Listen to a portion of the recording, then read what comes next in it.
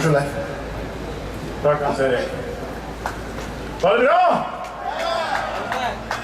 There's gonna be peace on earth for 1,000 years. Det blir fred på jord i 1000 år. Jeg måtte bare sjekke at han kunne norsk. Kristne kjent for å prate om dommedag. Christians are known for talking about Judgment Day. Og atomkriger og katastrofer. And wars and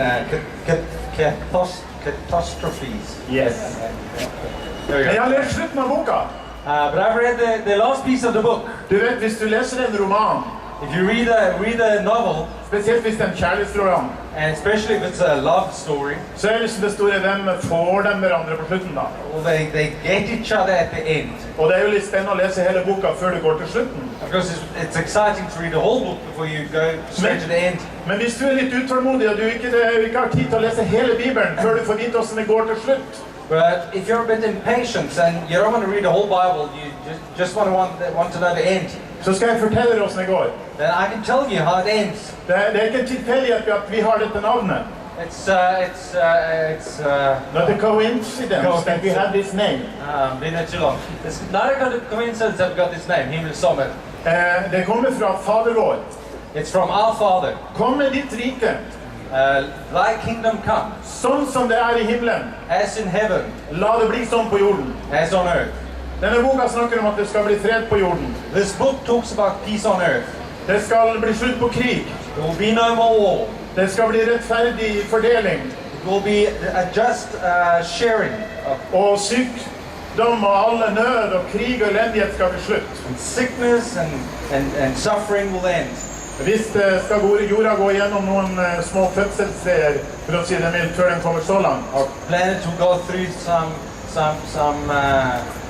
birth pains, yeah. Contractions, birth pains. Men du burde lese Bibelen. But you should read the Bible. Du vet, det er en helt spesiell bok. It's a special book. Det står for eksempel om Jesus i denne boka. It's about Jesus in this book. Men ikke bare i Det nye testamentet. But not just in the New Testament. Men 1500, nesten 2000 år før Jesus ble født. Almost 2,000 years before he was born. Så ble det fortalt at det skulle fødes en som var sendt fra Gud i Bethlehem. It was foretold that God will send one that was born in Bethlehem. At han skulle vokse opp, han skulle være nordlending, forresten. And that he would grow up and be a guy from the north. Nord i landet, en by som het Nazaret. From Nazareth. Han skulle forresten være innvandrer. And he was going to be a foreigner. Fordi profetiene sa han skulle bo i Egypt en periode før han flyttet tilbake til Israel. Because the prophecy said he would live in Egypt before he went back. Det står at han skulle gjøre tegn og under. It says that he would do signs and wonders. Det står til og med at han på slutten av sin tjeneste skulle bli forrådt av en av sine nærmeste venner. It's also written that in the end of his life he would be betrayed by one of his closest friends. Og så konkret er disse profetiene. And so accurate are these prophecies. At det vurderer at dette er den pris de skulle få for å forråde ham. 30 sølvpenger. And even mentioned the price that were paid out to betray him, 30 silver coins. Det er også forutsagt at han skulle bli drept. It's also said that he will be killed. At han skulle bli torturert. Tortured. At de skulle gjennombore hans hender og hans føtter. That they would pierce his hands and og at de skulle kaste terning om hans kjortel ved korset. That they will play dice for his garments. Dette og mye mer. This and a lot more. Er fortalt før han kom. It's foretold. Jeg mener, dette her er en overnaturlig bok, folkens. This is a supernatural book. Det ordet som står i denne boka er overnaturlig. The word in this book is supernatural. Det er Guds ord.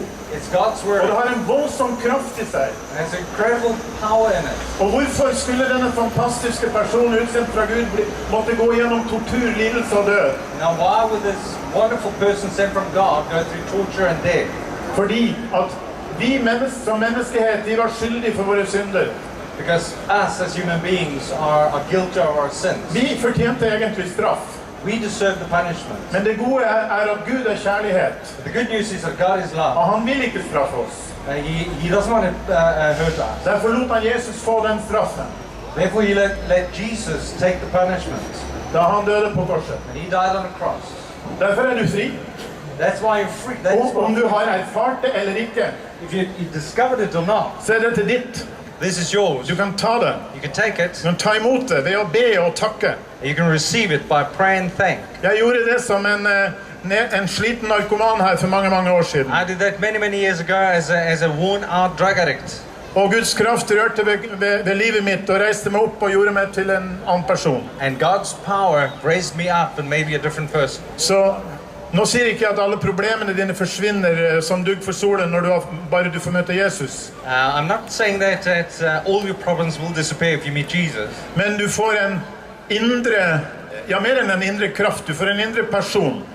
You will have inner power, now more than power, inner person. Gud ved den hellige ånd God by His Holy vil Spirit ta bolig i ditt indre will move into your heart, og bli din beste venn, will be your best friend, være din støtte.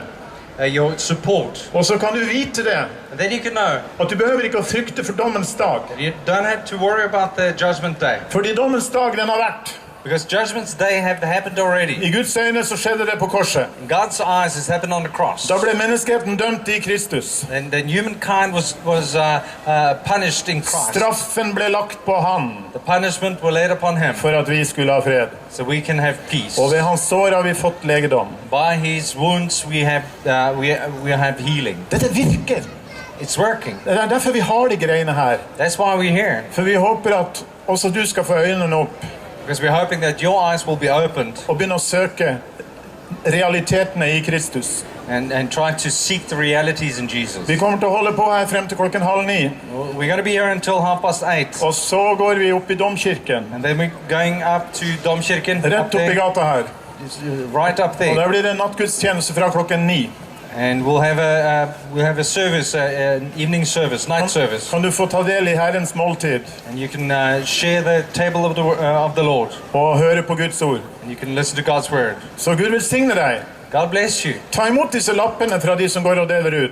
Receive these little notes that people are handing out, these Og flyers. hvis du er engelsk, And if you're English, så bruk dette som et norskkurs. they use this as your Norwegian course. Fordi at det som står på disse lappene, Because what's written in these notes, det står også på himmelsommer.no. it's also there in our website, www.himmelsommer.no. Og hvis du trykker på det engelske flagget, så får du alt også på engelsk. And if you push the English flag, the button, you'll get it in Gud English. velsigne deg. God bless you. Vær så god, Hans Erik.